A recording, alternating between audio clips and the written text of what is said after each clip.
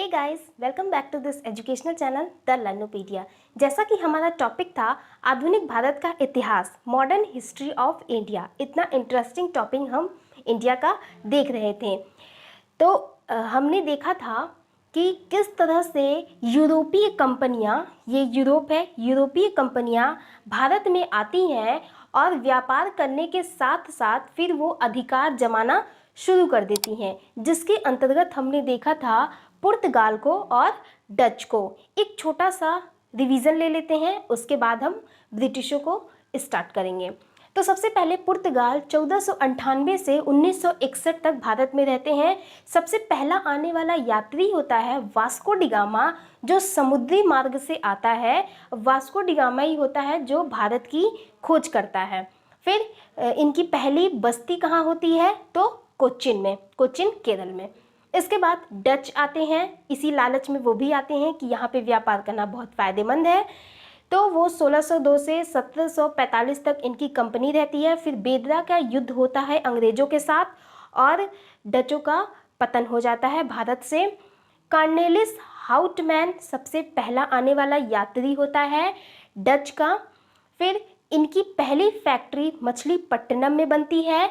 इसके बाद ब्रिटिश आते हैं जो 1608 से 1947 तक रहेंगे और बाकी जो ये कहानी है अभी आगे डिस्कस करेंगे। अगर नहीं देखी है वीडियो तो डिस्क्रिप्शन बॉक्स में भी लिंक है, वहाँ से देखिए, या तो आई बटन पर क्लिक करिए, वहाँ से भी आपको वीडियो मिल जाएगी। तो चलिए अब देखते हैं कि किस तरह से ब्रिटिश भारत में आए थे और यहाँ पे अब उनकी कहानी शुरू होगी। तो इसके लिए हमें ब्रिटेन चलना होगा, जो एक यूरोपियन कंट्री है। अभी जितने भी बता रहे हैं वो सारे के सारे यूरोपियन कंट्री ही हैं। ये भी एक यूरोपियन कंट्री है। ब्रिटेन यहाँ पर है, यहाँ पे डच, ये है पुर्तगाल और स्पेन यहाँ मिला जुला, और ये है ब्रिटेन। ये पूरा बीच में ओशियन आता है, अटलांटिक ओशियन। तो यहाँ यहीं पर है इंग्लिश चैनल, ये जो पोर्शन है यहाँ पर है इंग्लिश चैनल। तो अब ये ब्रिटेन है। देखिए, ब्रिटेन के कुछ व्यापारी वर्ग हैं, वो देख रहे हैं कि यूरोप में जो कंपनियां हैं, मीन्स पुर्तगाल की, डच की, वो सब बहुत लाभ कमा रही हैं। अच्छा, कैसे कमा रही हैं? तो पता चला कि पूरब देशों से वो सब व्यापार कर रही हैं और उन्हें लाभ हो रहा है। तो व्यापारी वर्ग ऐसे ही होते हैं, सोचते रहते हैं। उन्होंने सोचा क्यों ना हम लोग भी वहाँ जाएं और व्यापार करें। क्लियर? वो आते हैं रानी के पास। यहाँ पर ब्रिटेन में राजा रानी का शासन चलता है, तो रानी के पास आते हैं। उस समय रानी रहती हैं, रानी एलिजाबेथ प्रथम। उनके पास आते हैं, कहते हैं 217 सदस्य रहते हैं, उसमें 217 लोग रहते हैं और कहते हैं कि हम व्यापार करना चाहते हैं इन पूर्वी देशों के साथ और जो प्रॉफिट होगा वो हम आपको भी देंगे। मीन्स रानी एलिजाबेथ भी उस प्रॉफिट की हिस्सेदार रहती हैं। तो रानी एलिजाबेथ भी इस प्रॉफिट में हिस्सेदार होती हैं।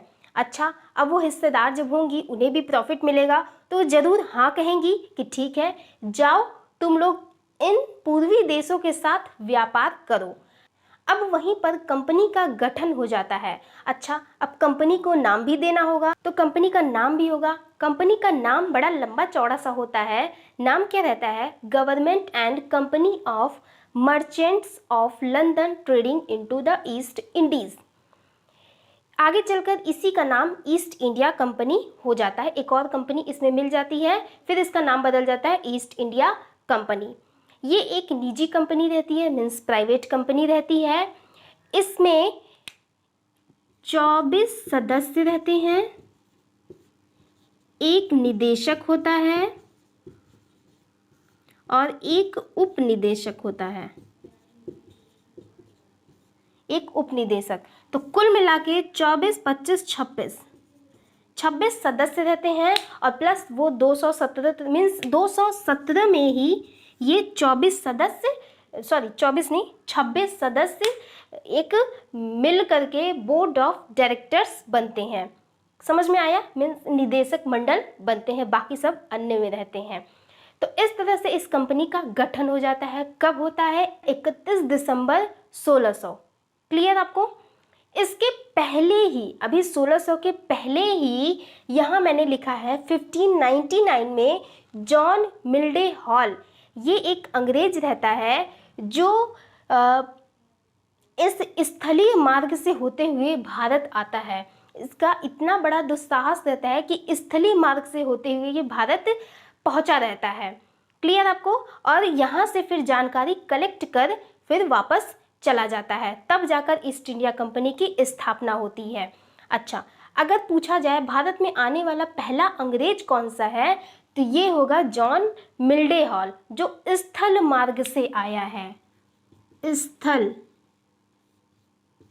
स्थल मार्ग से आया है। अच्छा, मैंने बोला कि इतना बड़ा दुस्साहस, तो सोचिए क्यों मैंने ऐसा बोला। अच्छा देखिए, यहाँ पर अरब देश है, अब यूरोप यहाँ पर है, बीच में अरब कंट्रीज पड़ती हैं, तो वो यहाँ से चला और यहाँ अरब होते हुए फिर वो भारत आया। अब अरब देश जो है वो यूरोपियों को पसंद नहीं करता था, वो यूरोपियों को सीधे भारत में जाने नहीं देता था। क्यों? क्योंकि वो यहाँ से मसाले खरीद, यहाँ अरब क्षेत्र वाले सीधा मसाला यहाँ से खरीदते थे भारत से, और ब्रिटेन क्या, यूरोप में जाकर वो उसको बेच देते थे। तो इस तरह से ये एक मीडिएटर का काम करते थे। तो वो नहीं चाहते थे कि अंग्रेज सीधा भारत से व्यापार करें, तो इसलिए वो अंग्रेजों को जाने नहीं देते थे भारत की तरफ या इन पूर्वी देशों में। क्लियर है इतना? इसके बाद 1600 में कंपनी का गठन तो हो ही गया है, ईस्ट इंडिया कंपनी, महारानी एलिजाबेथ। साथ ही साथ एलिजाबेथ एक शाही फरमान जारी करती हैं, जिसके अंतर्गत वर्षों के लिए छूट दे देती हैं कि आप यहाँ से व्यापार करिए। मीन्स कोई भी अगर लीगल डॉक्यूमेंट होता है तो उसमें एक टाइम भी तो होता है कि आप इतने टाइम तक आप इतने टाइम तक वहाँ पर काम कर सकते हैं। तो वो कहती है 20 वर्षों तक तुम लोग यहाँ से व्यापार करना। क्लियर? और जो प्रॉफिट होगा मुझे दे देना। इतना समझ में आ गया? इसके बाद अब वहाँ से अंग्रेज अपना बोरिया बिस्तर लेकर चलते हैं, मीन्स व्यापारी वर्ग अपना बोरिया बिस्तर लेकर चलते हैं। ये सब आते हैं इस रास्ते से, समुद्री मार्ग से आते हैं, फिर यहाँ से होते हुए ये चले जाते हैं इंडोनेशिया। क्लियर? इंडोनेशिया चले जाते हैं, अभी भारत नहीं आएंगे। 1601 में वो इंडोनेशिया गमन करते हैं, ये वाला पॉइंट, इंडोनेशिया जाते हैं। वहाँ पर पहले से ही पुर्तगाल और डच की बस्तियाँ बसी हुई थी, वो लोग वहाँ से व्यापार करते थे, इतना तो पता है। वहाँ जाते हैं, फिर वहाँ इंडोनेशिया के भी कई द्वीपों से अपना व्यापार करते हैं और यूरोप भेजते हैं। इतना समझ में आ गया? इसके बाद ब्रिटेन में एलिजाबेथ की मृत्यु हो जाती है। उसके बाद राजा बनते हैं 1608 में जेम्स प्रथम। जेम्स प्रथम इस समय अब ब्रिटेन के राजा हैं। अच्छा, जब ये ईस्ट इंडिया कंपनी का गठन हुआ तो उस समय भारत में कौन था? अकबर का शासन था, मुगल वंश में अकबर का शासन था।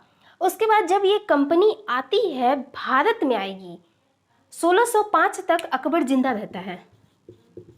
मीन्स 1605 में अकबर की मृत्यु हो जाती है, और जब ये कंपनी भारत में आती है तब तक अकबर मर चुका है और किसका शासन आ गया है? जहांगीर का, अकबर का पुत्र जहांगीर का शासन चल रहा है। अब ये कंपनी आती है 1609 में, इंडिया में आएगी।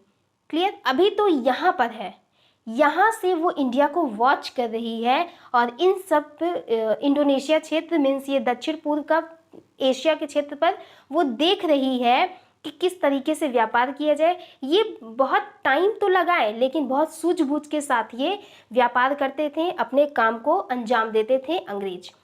इतना समझ में आया कहानी? इसके बाद सन 1609 में कैप्टन हॉकिंस आता है। अच्छा, कैप्टन हॉकिंस ये तुर्की और फारसी भाषा का ज्ञाता रहता है, मीन्स इसे तुर्की और फारसी भाषा अच्छे से आती है, जबकि अंग्रेज इंग्लिश भाषा जानते थे, ये तुर्की और फारसी भी जानता था। इसीलिए जेम्स प्रथम जो वहाँ का राजा रहता है, यहाँ पे इसमें राजा कौन है? जेम्स प्रथम, वो भेजता है कैप्टन हॉकिंस को। कहाँ? मुगल दरबार में। अच्छा, मुगल दरबार में कौन था उस समय? जहांगीर का शासन चल रहा था। आता है उसके पास, बोलता है तुर्की भाषा में, फारसी भाषा में। जहांगीर बहुत खुश होता है कि अंग्रेज कैसे तुर्की और फारसी भाषा का इस्तेमाल कर रहा है, तो वो बहुत खुश होता है और क्या करता है तुरंत उसे इंग्लिश खां की उपाधि दे देता है और 400 मनसब उस कैप्टन हॉकिंस को सौंप देता है। तो इतनी बात समझ में आई, कैप्टन हॉकिंस को इतना चीज़ दे दिया, 400 मनसब और इंग्लिश खां की उपाधि। इसके बाद कहानी आगे बढ़ती है। 1611 में मछलीपट्टनम में एक पहली फैक्ट्री इनकी लग जाती है। मछलीपट्टनम कहाँ पर है? आंध्र प्रदेश में मछलीपट्टनम या मसूलीपट्टनम, वहाँ पे पहले से ही डच थे, तो वहीं पर इनकी पहली फैक्ट्री लगती है अंग्रेजों की। कहाँ पर? मछलीपट्टनम में। और साथ ही साथ कैप्टन हॉकिंस जब यहाँ पर आया इंडिया में, जहांगीर के पास आया, तो जब उसे 400 मनसब और इंग्लिश खां की उपाधि मिली तो एक अपनी गुजारिश रखा कि हम सूरत में एक छोटी सी फैक्ट्री खोलना चाहते हैं। क्या खोलना चाहते हैं? फैक्ट्री कहें, कोठी कहें, बस्ती कहें, कुछ भी कहें, तो सेम मीनिंग है उन सब का। तो फैक्ट्री खोलना चाहते हैं। जहांगीर ने कहा ठीक है, जाओ फैक्ट्री लगाओ, व्यापार करो। कहाँ से? सूरत से। अभी ये कहाँ पर है? सूरत।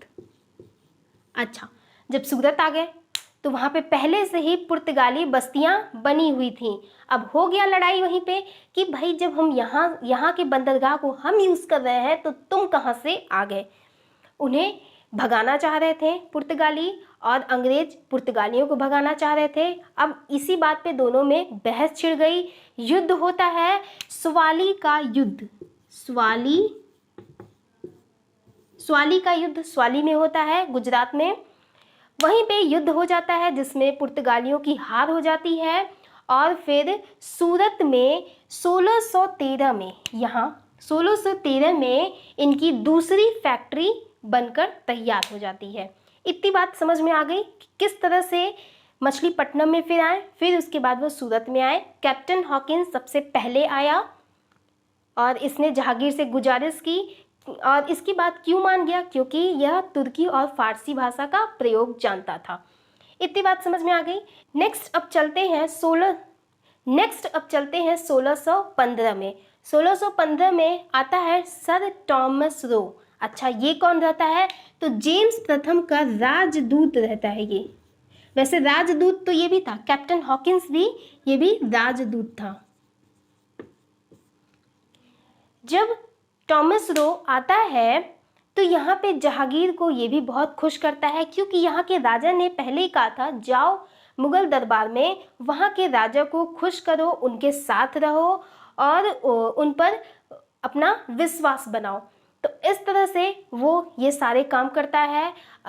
जहांगीर भी उसे अपने दरबार में नियुक्त करता है और उसे इस एरिया में, मीन्स जो मुगल का एरिया था, उन सब जगह पर कर लेने के लिए लगाया रहता है कि जाओ तुम इन लोगों से कर वसूलो। तो इस ऐसी नौकरी उसे दे देता है, तो वो ऐसा काम करता है और जहांगीर इससे भी बड़ा प्रसन्न रहता है।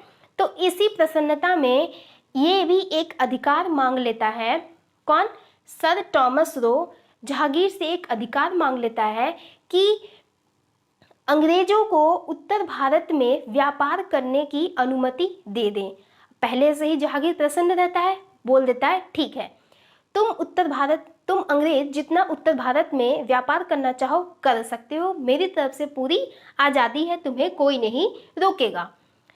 तो अब उन्हें उत्तर भारत में भी व्यापार करने को मिल गया। पहले तो सूरत में मिला, फिर यहाँ मछलीपट्टनम में मिला, फिर उसके बाद अब उत्तर भारत में भी मिल चुका है। क्लियर? और यहाँ से उनका व्यापार तो भी चल ही रहा है। इसके बाद सन 1623 में भरूच, अहमदाबाद में भी इनकी फैक्ट्री बनती है, ये भी गुजरात में है। फिर 1625 में अब ये मनमानी करना शुरू करेंगे, किलेबंदी करना शुरू कर देते हैं। मीन्स अगर उनका किला है ऐसे ऐसे, तो उसको क्या करेंगे, चारों तरफ से घेर देंगे। अब उसके बड़ी बड़ी दीवारें लगा देंगे, ऊंची ऊंची दीवार खड़ा कर देंगे। अब उसके अंदर वो क्या कर रहे हैं, क्या मीटिंग कर रहे हैं, ये बाहर के लोगों को नहीं पता चलता। तो ये भी चल के आगे ये भी आगे चलकर एक बवाल का कारण बनता है। इसके बाद अब चलते हैं 1629 में यहाँ अरमा गांव में भी एक फैक्ट्री बनती है। अच्छा, अरमा गांव कहाँ है? तो यहाँ है पुलिकट। पुलिकट में डचों की पहले से ही एक फैक्ट्री बनी हुई थी और उसी के पास में है अरमा गांव, वहीं बगल में ये भी अपना फैक्ट्री बना लेते हैं। ये हो गया। फिर इसके बाद 1632 यहाँ उन्हें स्वर्ण फरमान मिल जाता है। किससे? गोलकुंडा के शासक से।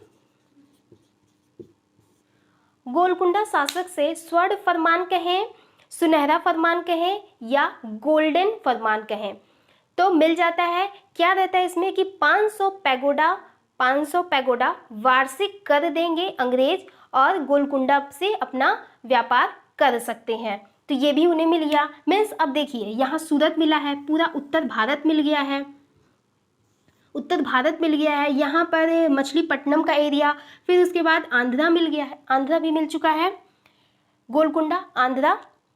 फिर इसके बाद आते हैं 1633 में, यहाँ पर बालासोर में भी फैक्ट्री बनाते हैं। बालासोर कहाँ है? उड़ीसा। यहाँ पर भी इनकी फैक्ट्री बन गई। नेक्स्ट है 1640 में मद्रास में इनका बंदरगाह बनता है। देखिए, मद्रास बंदरगाह यहाँ पर है मद्रास, वहाँ के स्थानीय सरकार के अंडर में था। ये गए वहाँ पर बोले कि हम आधा कर देंगे और ये बंदरगाह हमें दे दो। वहाँ के स्थानीय सरकार ने इन्हें सौंप दिया किराए पर, मीन्स लीज पर, किराए पर, जो भी कहिए, दे दिया। और धीरे धीरे ये उस पर अधिकार कर लिए और फिर क्या हुआ कि पूरी तरह से उनका अधिकार हो गया। तो इस तरह से मद्रास को भी इन्होंने छीन लिया। 1639 में उस स्थानीय सरकार से लिए और 1640 में मद्रास इनके अंडर में आ गया। मद्रास बंदरगाह बहुत इंपॉर्टेंट बंदरगाह ये पा गए थे उस समय। फिर 1651 हुगली में इनकी फैक्ट्री बनती है। हुगली कहाँ है? बंगाल में इनकी पहली फैक्ट्री बनती है। बंगाल में पहली फैक्ट्री है। वैसे अगर पूरे भारत में पहली फैक्ट्री कहें तो कहाँ पर है? मछलीपट्टनम में, और दूसरी सूरत में 1613 में। कहानी समझ में आ रही है? सारे मैंने लाइन्स यहाँ पे लिखे हुए हैं। फिर अब 1661 में विवाह होता है। मैंने डचों की जब स्टोरी बताई थी तो वहाँ मैंने बताया था कि विवाह होता है पुर्तगाल और अंग्रेजों में। पुर्तगाल की रानी रहती हैं कैथरीन ऑफ ब्रिगेंजा और चार्ल्स प्रथम ब्रिटेन के राजकुमार रहते हैं। उन दोनों का विवाह होता है। अब 1661 में विवाह होता है जिसमें बॉम्बे को, पुर्तगाल लड़की वाले रहते हैं तो बॉम्बे पर पुर्तगालों का अधिकार रहता है। वो क्या करते हैं? बॉम्बे को दे देते हैं चार्ल्स प्रथम को, मीन्स ब्रिटेन को सौंप देते हैं। अच्छा, अब वहाँ से राजा थोड़ी ना आएंगे यहाँ से बॉम्बे को देखने के लिए, तो लगभग 5-6 साल तक वो अपने पास रखते हैं बॉम्बे को। कुछ करते नहीं है, बॉम्बे भी खाली पड़ा हुआ है, कुछ भी नहीं करते हैं। तो कंपनी इनसे गुजारिश करती है कि बॉम्बे आप हमें दे दीजिए, ये भी बंदरगाह आप हमें दे दीजिए और हम इसे खूबसूरत बनाएंगे और यहाँ से भी व्यापार करेंगे। अब राजा तो दे ही देंगे, तो दे देते हैं। फिर 1668 में बॉम्बे द्वीप विवाह हो गया। बॉम्बे द्वीप 1668 में अब ईस्ट इंडिया कंपनी को मिल जाता है। फिर इसके बाद उसी 1668 में ही अंग्रेज और औरंगजेब के बीच युद्ध होता है। अब देखिए, अभी तक जहांगीर चल रहा था, लगभग 1628-29 तक जहांगीर का शासन रहता है। फिर उसके बाद शाहजहां आता है और अब औरंगजेब का शासन आता है। तो औरंगजेब का शासन आ जाता है। औरंगजेब से भी इनका अच्छा संबंध चल रहा था, जहांगीर से भी चल रहा था, शाहजहां से भी चला। शाहजहां से बहुत इंपॉर्टेंट नहीं है, इस वजह से उस शाहजहां के टाइम का नहीं है। फिर औरंगजेब से भी इसका काफ़ी अच्छा संबंध चला, अंग्रेज़ों का काफ़ी अच्छा संबंध चला। फिर बीच में अंग्रेज क्या करते हैं, जो मुस्लिम होते हैं, मुग़ल में बहुत सारे मुस्लिम थे, जो मुस्लिम होते हैं वो बंदरगाह के थ्रू ही अपने हज की तरफ जाया कहाँ है, हज की तरफ जाया करते थे, हज यात्रा करते थे बंदरगाहों से होकर। अब बंदरगाहों पर अब अंग्रेज़ों का अधिकार हो रहा था धीरे धीरे, तो वो उन मुस्लिमों को जाने से रोक रहे थे। अब औरंगजेब एक कट्टर मुसलमान, वो सोचता कि अब मेरा ही देश और मेरे ही मुस्लिम भाई बहनों को रोका जा रहा है, तो उसे गुस्सा आया और वो अंग्रेजों से युद्ध कर बैठा। जब युद्ध किया तो अंग्रेजों की हार हो गई, जिसमें मछलीपट्टनम और ये हुगली वो अंग्रेजों के हाथ से चला गया। फिर बाद में अंग्रेज माफ़ी मांगते हैं, तब औरंगजेब उन्हें सौंप देता है। तो अभी ये फिर इनके पास वापस आ जाता है। ये हो गया। और बॉम्बे द्वीप 1668 में तो इन्हें मिल ही जाता है। जब बॉम्बे मिलता है तो अब उसे वो हेडक्वार्टर बनाना चाह रहे हैं। तो हेडक्वार्टर बनाने के लिए पहले वहाँ पे कुछ काम करने होंगे, उस द्वीप को और सुंदर बनाना होगा। तो नियुक्त करते हैं गवर्नर गेराल्ड ऑंगियार। इसे बॉम्बे का वास्तविक संस्थापक माना जाता है। इसके पहले भी और गवर्नर रहते हैं, उनका उतना इम्पोर्टेंट नहीं है। गेराल्ड ऑंगियार बॉम्बे का वास्तविक संस्थापक इसे माना जाता है। ये 1687 में अंग्रेजों का हेडक्वार्टर सूरत से ट्रांसफ़र हो जाता है बॉम्बे। यहाँ पर है बॉम्बे। पहले मुंबई का नाम बॉम्बे था, फिर बम्बई हुआ, फिर आज मुंबई हुआ है। तो सूरत से अब इनका हेडक्वार्टर कहाँ है? बॉम्बे। समझ में आया इतना? इसके बाद देखिए 1687 में सूरत से बॉम्बे। नेक्स्ट कालीकाता, गोविंदपुर और सूतानती, ये 3 गांव मिलाकर कालीकाता की स्थापना की जाती है। जिस कालीकाता का ही नाम एक बड़े क्षेत्र में कर दिया जाता है। और इसमें हाथ रहता है जॉब चारनाक का, जो विलियम फोर्ट की स्थापना करता है कालीकाता में। फिर 1690 में विलियम फोर्ट की स्थापना हुई और कलकत्ता की स्थापना हो जाती है। मीन्स इसका नाम अब बदल जाता है कालीकाता से कलकत्ता। क्लियर हो गया? तो अब देखते हैं 1715, जिसमें 1690 से 1715 के बीच काफ़ी गैप है। कितना? 25 वर्षों का गैप है। तो यहाँ पर आता है जॉन सरमन मिशन। अच्छा, भारत में पहले क्या स्थिति है उसको देख लें। तो उस समय मुगल शासक फर्रुखसियर है। औरंगजेब 1707 में मर जाता है, इसकी मृत्यु हो जाती है। इसके बाद आता है बहादुर शाह, फिर जहांदार शाह और उसके बाद आता है फर्रुखसियर। तो हमें काम है फर्रुखसियर से। बाकी दोनों ज़्यादा समय तक नहीं रहते हैं। फर्रुखसियर भी ज़्यादा समय तक नहीं रहता है, लगभग 1713 से 19 तक रहता है ये। तो उसी के टाइम पर आते हैं जॉन सरमन मिशन। ये एक दूत मंडल रहता है। मीन्स इसमें कई सारे लोग रहते हैं। कहाँ से? ब्रिटेन से आते हैं, वहाँ के राजा भेजे रहते हैं। जेम्स प्रथम भेजते हैं कि जाओ यहाँ मुगलों के पास, वहाँ पर उनका हाथ बटाओ, काम करो वहाँ पर। तो ये लोग आते हैं। उसमें एक डॉक्टर भी रहता है जो सर्जन रहता है। उस समय फर्रुखसियर की तबीयत बड़ी ख़राब हो जाती है।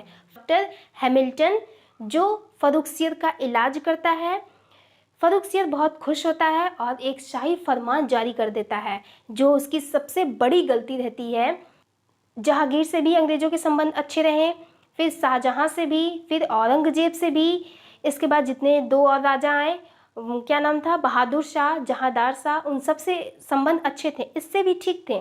लेकिन इसके पहले जो 3 राजा बड़े बड़े हुए थे, जहांगीर, शाहजहां और औरंगजेब, ये तीनों अंग्रेज़ों को व्यापार तो करने देते थे, परंतु एक उन पर निगरानी रखा करते थे, नियंत्रण में रहते थे। अंग्रेज उस समय डरते थे औरंगजेब से और जहांगीर से, क्योंकि अभी वो नए नए थे वहाँ पे। अब धीरे धीरे अंग्रेज भी सब कुछ जान रहे हैं कि मुग़ल किस तरह से होते जा रहे हैं। औरंगजेब के बाद ही मुग़लों का पतन होना शुरू हो जाता है। तो 1715 में ये आता है, उसका इलाज करता है और फर्रुखसियर जारी कर देता है शाही फरमान। अच्छा, उस फरमान में क्या रहता है? उस पर रहता है कि बंगाल में 3000 वार्षिक कर पर अंग्रेज व्यापार कर सकते हैं, पूरी तरह से मुक्त होकर व्यापार करें, हम उसमें कोई हस्तक्षेप नहीं करेंगे। ये हो जाता है। और फिर सूरत को 10,000 वार्षिक कर पर व्यापार करने के लिए सौंप देते हैं। अब अंग्रेज अपना एक और बात मनवा लेते हैं वहीं, कि हम बॉम्बे में सिक्के ढालते हैं, हमारे सिक्कों को मुग़ल राज्य में चलने की इजाज़त दीजिए। कहता है फर्रुखसियर, ठीक है, सिक्के आपके भी मान्य होंगे। तो अब बम्बई में उनके सिक्के ढलने शुरू हो जाते। पहले तो ढलते ही थे, उनके बीच में ही चलते थे। अब मुग़ल मुगल राज्य में भी उनके सिक्के चलने लगे थे। तो इतनी कहानी समझ में आई। इसके बाद 1759 में बेदरा का युद्ध होता है, डचों से युद्ध होता है। वैसे पुर्तगाल जो थे वो तो पहले से ही डचों से हारे हुए थे और पुर्तगाल अब अंग्रेजों के संरक्षण में भी थे। पुर्तगालियों से अब लड़ाई नहीं हो रहा था। क्यों? क्योंकि 1661 में विवाह हुआ था पुर्तगाल और अंग्रेजों में, तो इससे पुर्तगाल उनके रिश्तेदार बन चुके थे। तो अब पुर्तगालों से कोई डर नहीं था, डर था डचों से। डचों से युद्ध हुआ जिसमें डच बुरी तरह से हार गए। पहले यहाँ पे युद्ध हुआ, यूरोप में अंग्रेज और डच युद्ध हुआ, वहाँ भी हारे। फिर भारत में युद्ध हुआ, वहाँ भी हार गए डच। अच्छा, अब डच भाग गए, मीन्स बंगाल छोड़कर अब वो भाग गए डच। इसके बाद वो भारत में साउथ में छोटे छोटे क्षेत्रों पर बसे हुए थे, अपनी बस्तियां बसाए हुए थे। इसके बाद संधि हो जाती है अंग्रेज और डचों के बीच कि अंग्रेज तुम भारत में ही रहो, इधर मत आना, इंडोनेशिया की तरफ मत आना, और हम इंडोनेशिया रहेंगे, हम भारत की तरफ नहीं आएंगे। तो ये अंग्रेज मान जाते हैं। तो डच अब दक्षिण पूर्व एशिया की तरफ रहते हैं और अंग्रेज अब भारत पर ही अपना ध्यान लगाते हैं। समझ में आया? फिर 1825 में डचों का पतन हो जाता है, मीन्स भारत से इसी तरह से डच जो संधि हो जाती है 1825 में, डच भारत छोड़कर चले जाते हैं। तो डच अब पूरी तरह से भारत पर से समाप्त हो चुके हैं। बचा कौन? पुर्तगाल और अंग्रेज। तो अंग्रेज की कहानी अभी और आगे बढ़ेगी। अभी तक तो हमने देखा कि किस तरह से ये कंपनी आई और धीरे धीरे किन किन क्षेत्रों को हथियाना चाह रही थी, उन पर अपना अधिकार जताना चाह रही थी। तो ये हमने देखा। तो ब्रिटिश 1608 से अभी 1947 तक कहानी जाएगी। हमने पढ़ी है 1825 तक की कहानी। आने वाला पहला कौन था? John Mildenhall. और समुद्री मार्ग से आने वाला कौन था? Captain Hawkins. इनकी पहली फैक्ट्री कहाँ बनती है? मछलीपट्टनम में। दूसरी 1613 में सूरत में बनती है। बॉम्बे भी इनके अधिकार में है, कलकत्ता भी इनके अधिकार में है। इसके बाद कहानी आगे कंटिन्यू होगी। अब आप क्या सोच रहे होंगे कि कैसे इसे याद किया जाए। देखिए, कहानियाँ तो आपको याद हो जाएंगी, लेकिन उसे रिवाइज करना पड़ता है। कहानी बार बार रटेंगे तभी आपको याद होगा। और अगर आप ईयर वाइज याद करें, मीन्स सन के अनुसार याद करें, तो क्रम आपको नहीं भूलेगा। ईयर लिख कर याद करिए, 3 बार 4 बार उसे लिखिए, बार बार रिवाइज करते रहिए, तभी आपको ये क्रांति याद रहेगी। वरना आज आप पढ़ लेंगे, अगले 2 दिन बाद अगर पूछो तो वो भूल जाएगा। मेरे साथ भी होता है, मैं भी भूल जाती हूँ, मुझे भी रिवाइज करने की ज़रूरत पड़ती है। तो इसीलिए वो ज़रूरत आपको भी है। कोई और रास्ता नहीं है कि हिस्ट्री को कैसे याद किया जाए। हिस्ट्री रटने वाला ही चैप्टर है। रटने के साथ साथ हम इसे थोड़ा सा समझ लें, समझ के थोड़ा सा पढ़ें, तो ये बहुत ही इंटरेस्टिंग चैप्टर होगा। तो फिर इन अंग्रेज़ों की कहानी को आगे हम कंटिन्यू करेंगे। मिलेंगे फिर नेक्स्ट वीडियो में। तब तक के लिए अपना ध्यान रखिए। बाय।